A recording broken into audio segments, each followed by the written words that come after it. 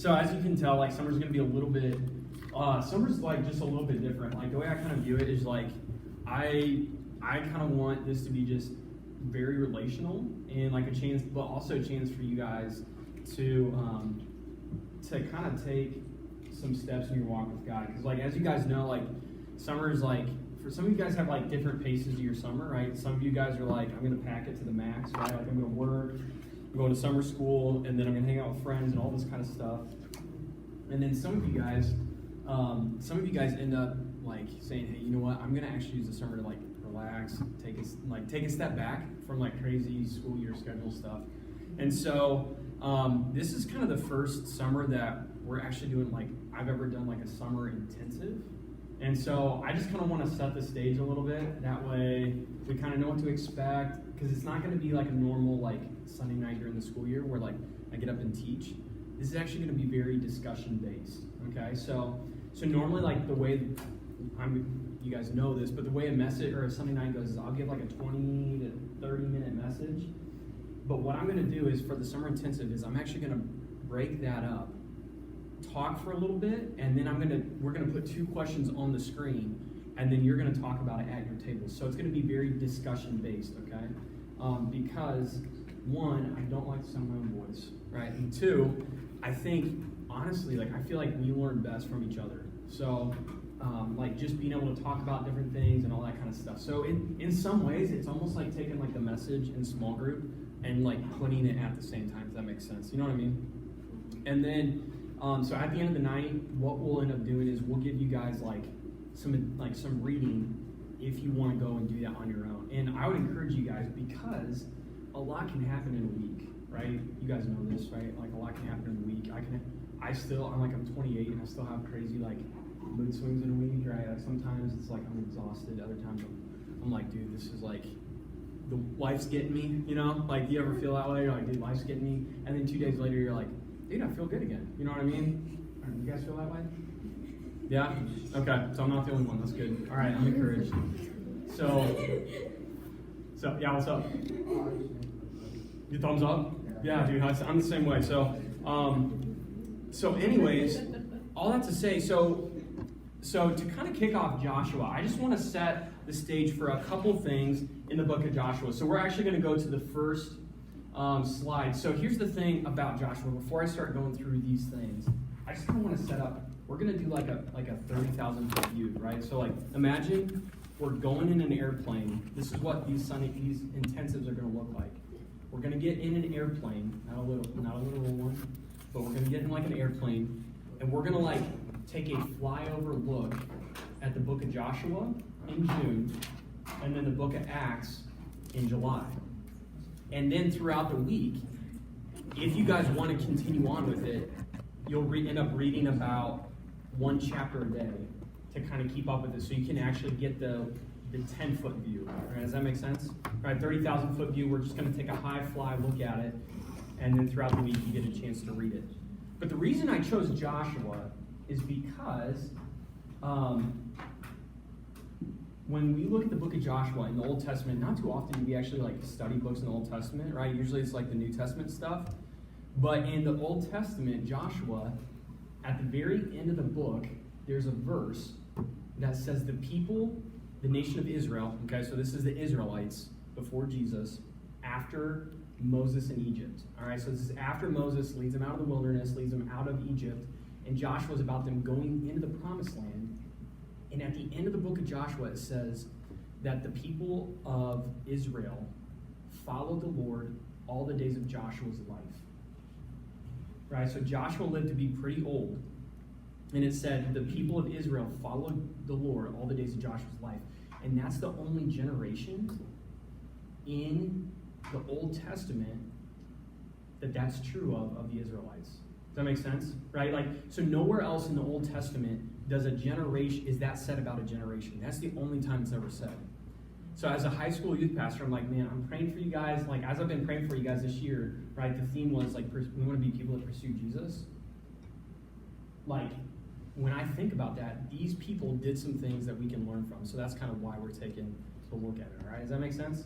Let's just kind of set the stage for it a little bit. So to kind of start things off. So when we think of the Old Testament, we think about, like, a lot of people think about like David or Moses, right? Like, so when Moses was alive and kind of getting old, Joshua was actually a slave in Egypt, right? He was born into slavery in Egypt before Moses let him out. Okay, so here's the thing. So what this whole thing is that we want to talk about. So is that we want to talk about leadership, because I think there's some life lessons in Joshua. There's some leadership lessons, and ultimately there's examples of faith that we can kind of learn from. So that's kind of just the last part of setting up. So anyways, so when we go into the book of Joshua, there's a new leader that God's raising up. All right, so Moses dies, and then Joshua comes into the picture. So at first, Joshua was born as a slave in Egypt, and then once they moved out and into the wilderness, he actually became a soldier, right? He became a soldier, he became a warrior, and you guys will read about that a little bit, we'll talk about it a little bit. And then he became a servant, and then a spy, and then a successor, right? Okay, so he became a soldier, he fought in some battles. Not only did he fight in some battles, but he was like the leader of the army of Israel. He was a servant, he served people, he was a servant leader, right? He wasn't a boss, right? He wasn't a leader by title, right? Some of you guys who have jobs, maybe you know the difference between a leader and a boss, right? Like, bosses tell you what to do, leaders show you what to do, right? He was a servant leader, he showed the nation of Israel how to live, and then he was a spy. That sounds weird, it's like, wait, he was a man of God, but he was a spy, we'll talk about that later. And then he was a successor, right? So he was the succeeding leader of the nation of Israel. So let's go on to the next slide. All right, so there's a new leader, but also the book of Joshua, we have to understand this because this is a huge part of the story of Joshua. And you guys will actually see it on the back. If you look on the back of your handouts, this is almost like a 30,000 foot overview of the entire book of Joshua. If you look just at the very top, you'll see there's a lot that deals with land. And you're like, man, we're about to study a book, the Bible, that talks about land. Well, there's a reason for that. Because if God, like, here's the thing. I'm jumping kind of ahead and we'll come back to this slide. But the big idea that we want to talk about in these next 3 weeks is that God raises up a leader before God does a new thing. So God raises up a leader before he does a new thing. And so the land is going to be very representative of God doing a new thing. Okay, so we want to keep that in the back of our mind. So the new land, there's a lot of symbolism in the land. So the nation of Israel left slavery in Egypt and is moving into the promised land in Canaan. All right? So Ryan, let's go ahead and go back and slide real quick. So they leave the land of slavery for the promised land, and there's importance, and there's the importance of the land, and we already talked about that a little bit. So the land signifies God's promise and God's answered prayer, and God's promise and the answer, the thing that he promised the nation of Israel and Abraham long ago. This is where we see God's promise come to fruition. So anyways, okay, let's go ahead and jump to, all right, so that's kind of just a little bit, that's setting the scene for the whole thing, okay?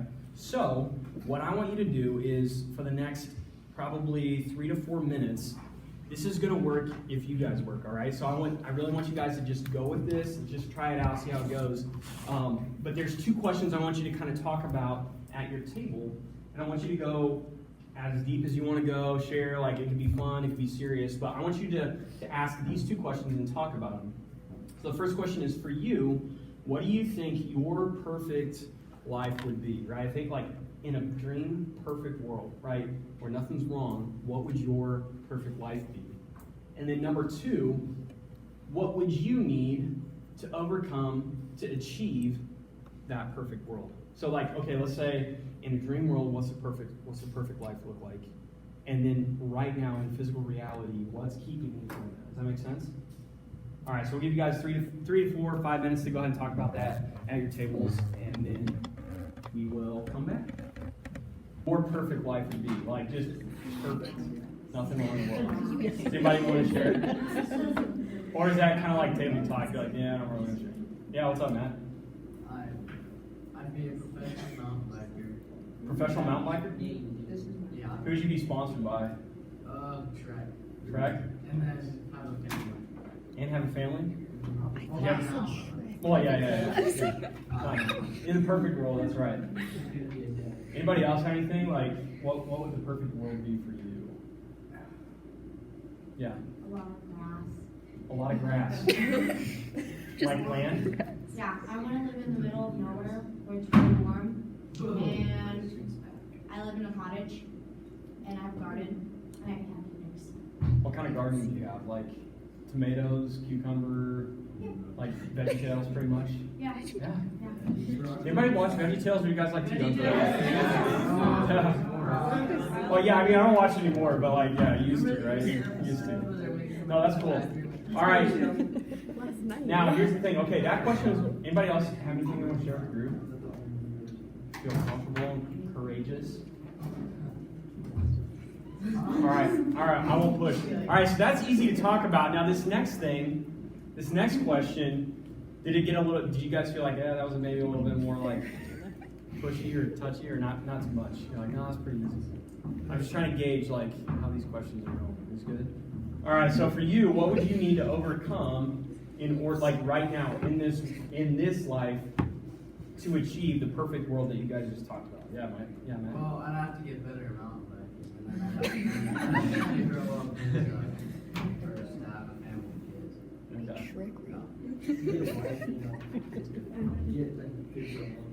Get a wife and a good job.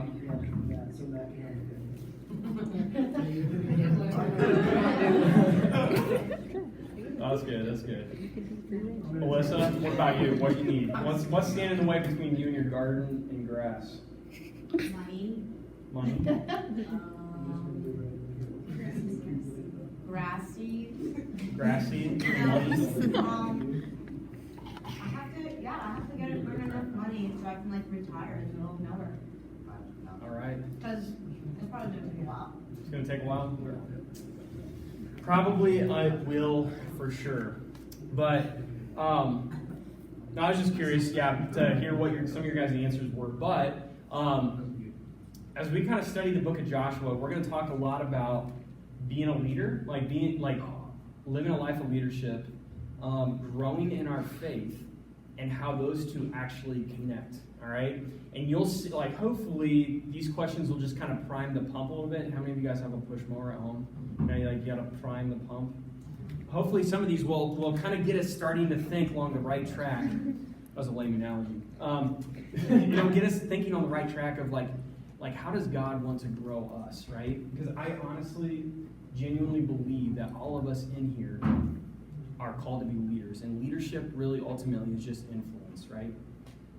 Whether you have influence with one person or you have influence with 1,000 people, if you have influence, you have leadership.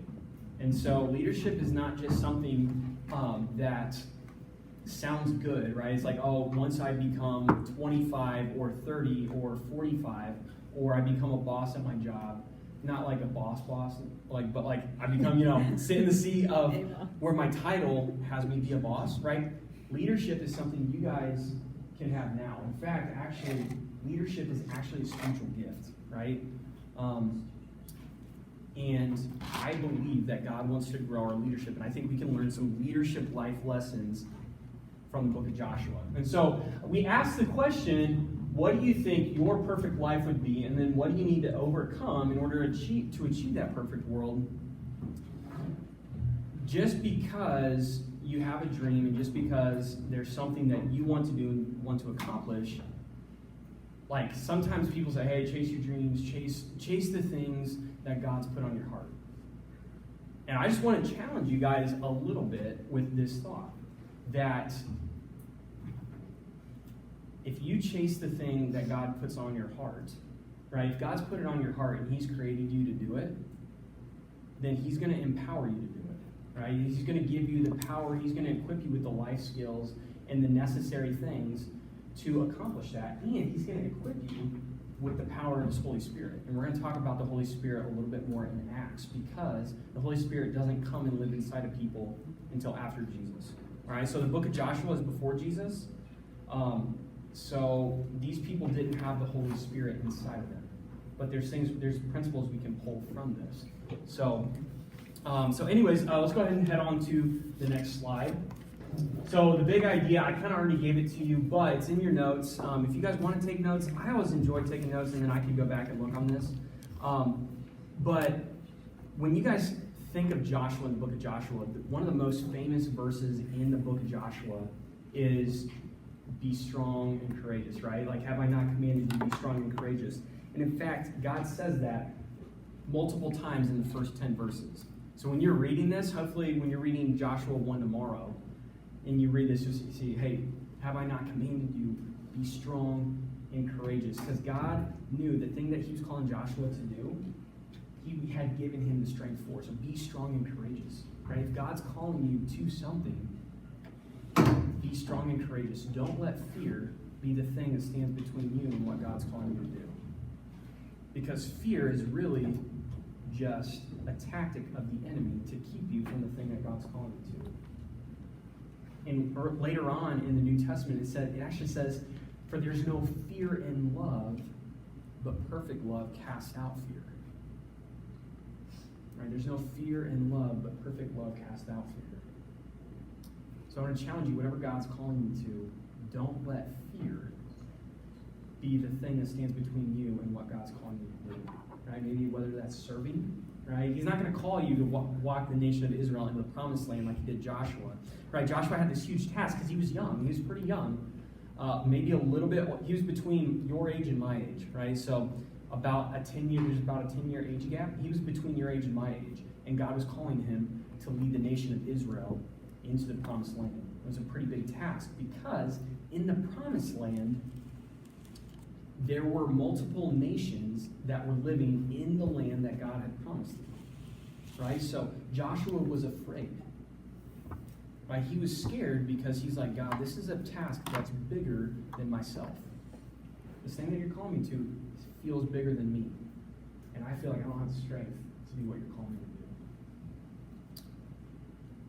So what God was doing to Joshua, he was saying, hey, be strong and courageous. Have I not commanded you? God was raising up a leader before God was doing a new thing. He was raising up Joshua. He was training up Joshua. He was giving Joshua courage and boldness to do the thing he had called him to. God was working in him, and he was growing his faith. Right? And if we look at the underarching theme of the entire book of Joshua, it's that obedient faith ultimately will lead to the life that God blesses. Like, if we have obedient faith, if our faith grows and we're obedient people, God can do anything he wants to through us. All right, we're going to see this in the life of Joshua. All right, so that's kind of the big idea for Joshua 1. Now, what I want to do is I actually want to turn it back over to your tables, okay? So we're going to have some more discussion here. Like I said, I don't want to just talk the whole time. We're going to break this up. What do you think, when you guys think about a leader, when you think about a leader, a godly leader, what do you think are characteristics that you think of when you see a godly leader? Maybe you can throw out some examples of some people and all that. Talk about what they're like. Then number 2, of the characteristics, so after you are done throwing out those characteristics, what do you think a godly leader looks like, acts like, talks like, sounds like? Which of those characteristics that you mentioned around your table do you feel like you are the strongest in? Like, you're like, man, I have that. Okay? All right? Guys, I want to hear from you guys. So, question number 1, what do you think are characteristics of a godly leader? Like, what are things that you see in that? Yeah. Like, outside people should be able to see God in you, like, working through you. Yeah, seeing God work through you. And, like, your followers should be doing the same. If they're like, if you're following them, if you're a leader, then your followers should be doing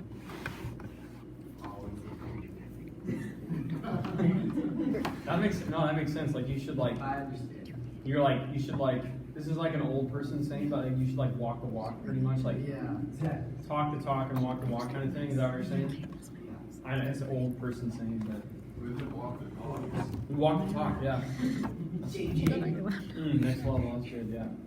What else? What else do you guys have? What else do you talk about? I said follow God's commandments and lead by them. Follow God's commandments, and then If you're not following and lead by His commandments, probably not good either. that's good. That's a good point. That's a really good point, Ryan. Actually, like leadership is really just followership, right? Like unless you're following, if you're not following God, then you'll never be a spiritual leader, right? Like you're not just a leader, but we want to be spiritual leaders in whatever context God has us in. So if I'm not a follower of God, then I can't be a leader. Like I can't use the spiritual gift of leadership. Yeah, let's go, Ryan. Anybody else have anything? Characteristics you see in somebody, maybe somebody you know, that you're like, hey, I think they're a godly leader. Dedication. Dedication. That's good. Yeah.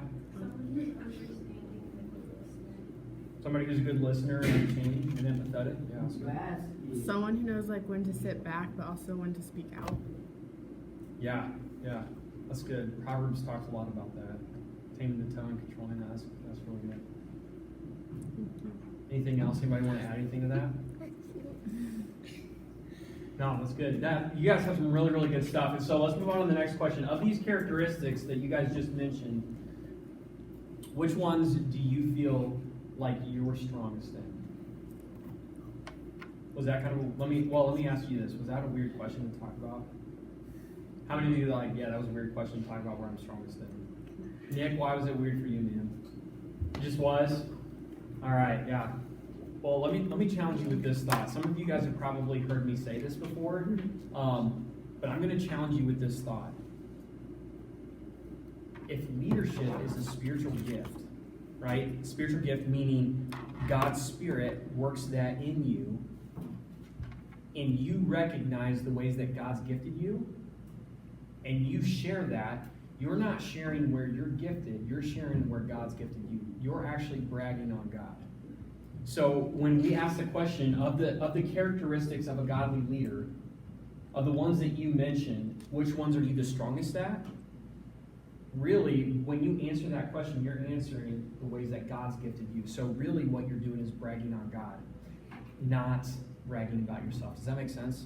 Right? Those are the ways that God's gifted you. So I just want to challenge you with that. If somebody asks you a question and it's like, hey, what are you good at? Or where do you feel like God's gifted you? Be bold in sharing that, because that's not you. Like if they ask about it, right? It's different if you go up to them and say, hey, look, I'm a good singer, which I know I'm not. But like if I'm like, hey, I'm a good singer and I'm great on the guitar, right? And I make funny videos. Like that's different if I go tell them versus if they say, hey, where are you gifted at?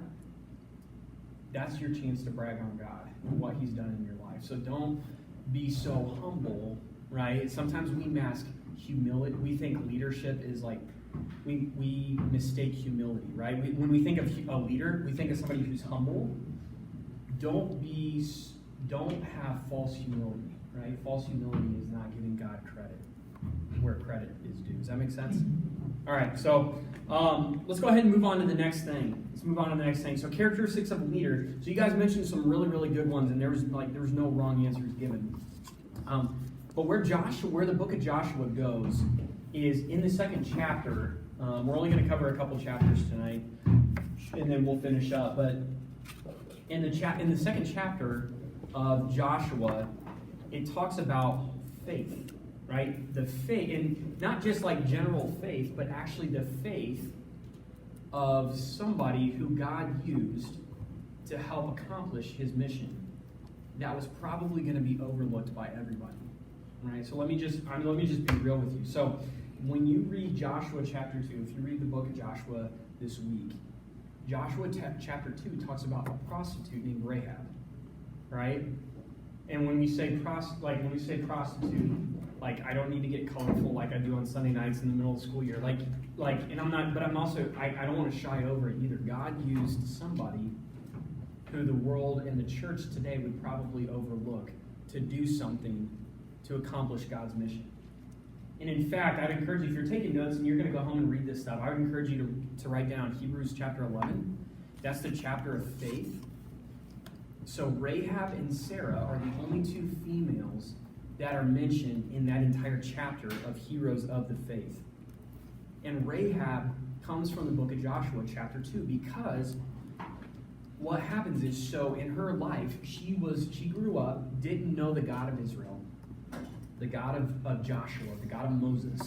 She didn't know him, but came to faith and then was used by God to help the Israelites take the promised land, the land that God had promised to them.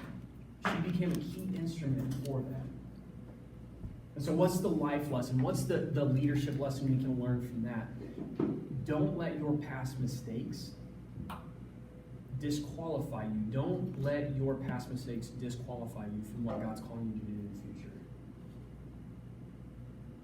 Right? Because the enemy is going to try to throw everything he can at you, right? He did it to Joshua. He threw fear in his way to try to keep him from doing what God has called him to do.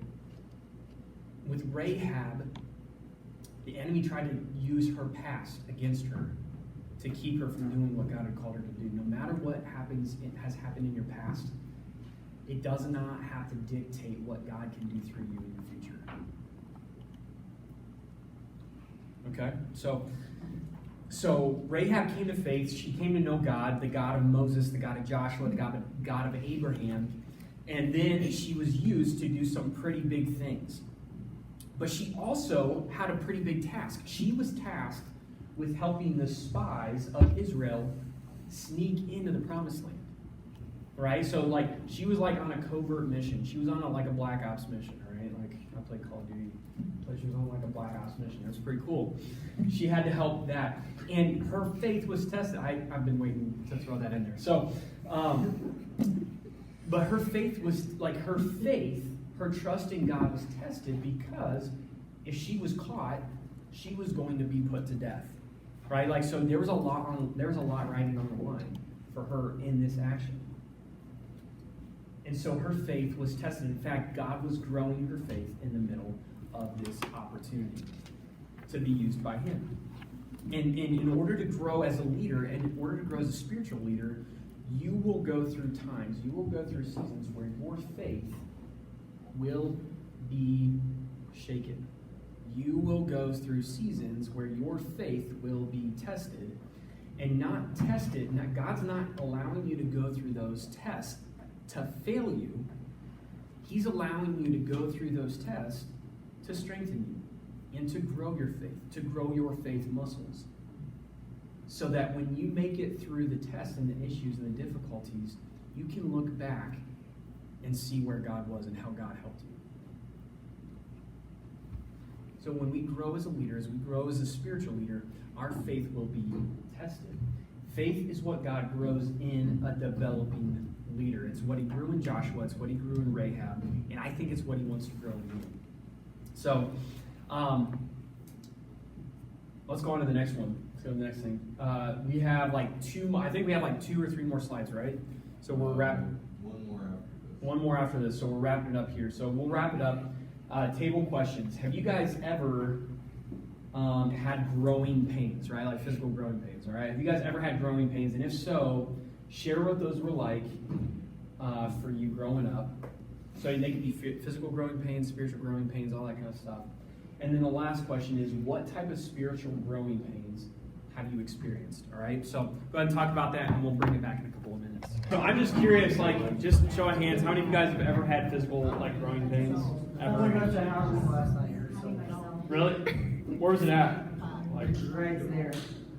Dude, I used to get them in my knees. Does anybody else get them in their knees? That was the worst. That was. I used to in the back of the knees. Oh really? Yeah. I would get them in the the middle. I don't know how to I describe just it. did 17.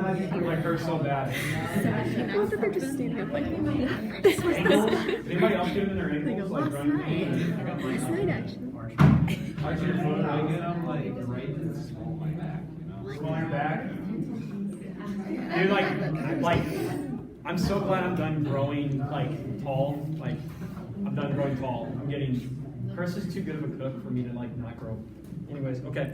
So those are physical pains, but let me ask you this. So do you guys Did any of you like come up with anything for like spiritual growing pains, or like things that you like shared a little bit or feel comfortable sharing?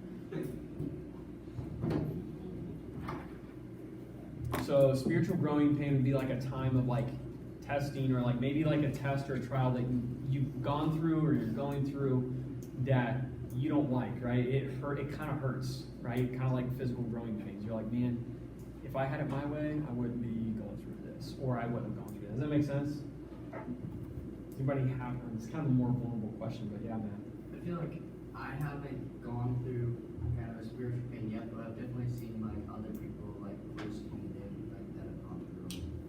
Yeah. And then like I've kind of talked to them about it, and it's just like learning from that. Yeah. Yeah. That's good. I went through one like a half year ago where I didn't really know God beforehand. I'd been to church, you know, but I didn't really know him before, and then I'm like, why do I believe this if I don't follow it? And I started looking at it a little more closely. Yeah. That's good. That's good. Yeah, I'll just share like one with you guys. So like, I remember I graduated high school, and I think I shared this with some of you guys. Like, I graduated high school, and I knew that God was calling me to go to youth ministry, right? Like, He was calling me into ministry, and so I was like, okay, I'm going to go to school and I'm going to study that, like, so that I can be a youth pastor, right? And obviously, you know now, like, I am a youth pastor, so you kind of know the end of the story. But when I was 19, I didn't have the end of the story, right? So I went to college, and I was studying to be a youth pastor. And it was a pretty good semester, honestly, like all around. I made some good friends, and I grew so much in my relationship with God.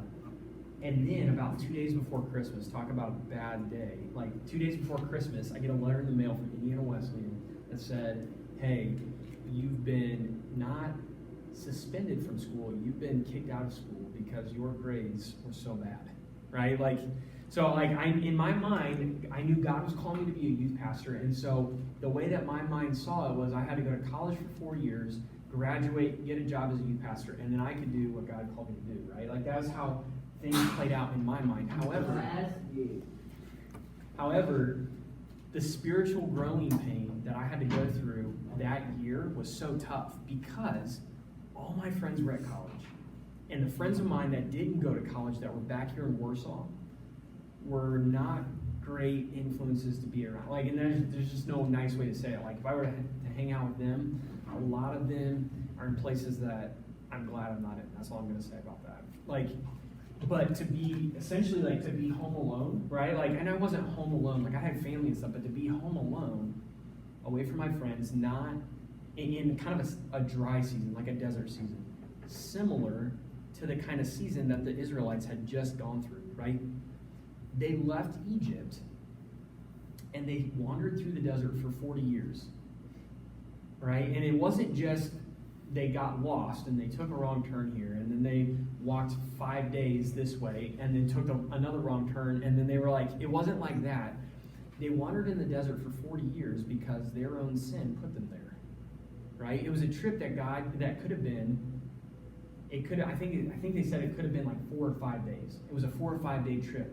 And it turned into 40 years in the desert because of their own sin, right? And my sin kind of put me in there, right? Because I wasn't diligent with my schoolwork, right? I didn't take that kind of stuff seriously. I knew God was calling me to something, but I didn't put the work in, right? Like, if we're just being 100% honest, like, I just didn't put the work in, right? I wasn't faithful with what God had called me to do, and part of the path was to do well in school, right? To take school seriously, and I didn't. And so some of the spiritual growing pains we go through, we put ourselves in. And sometimes we get frustrated at God for situations we put ourselves in, and other times spiritual growing pains are things that God allows us to go through so that we can come out stronger on the other side.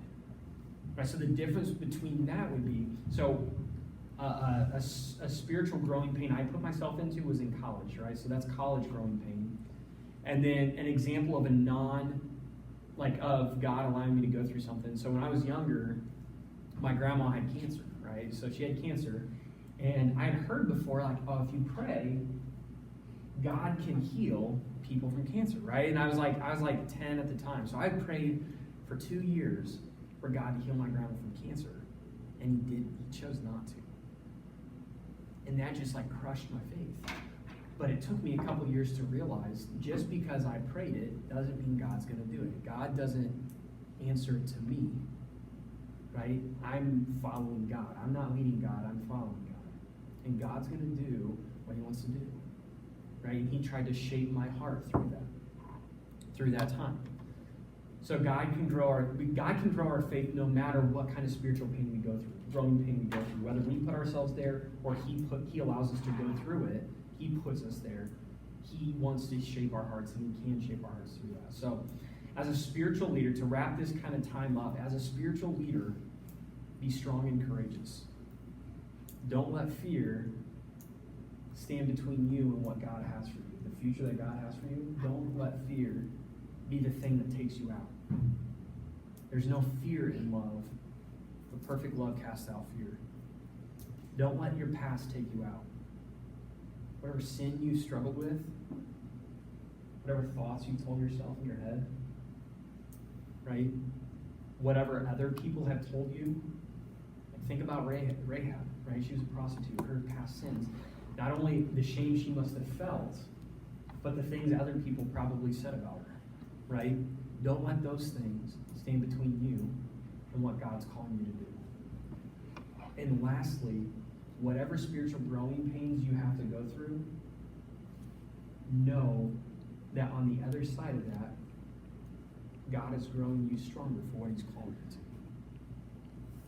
to. All right?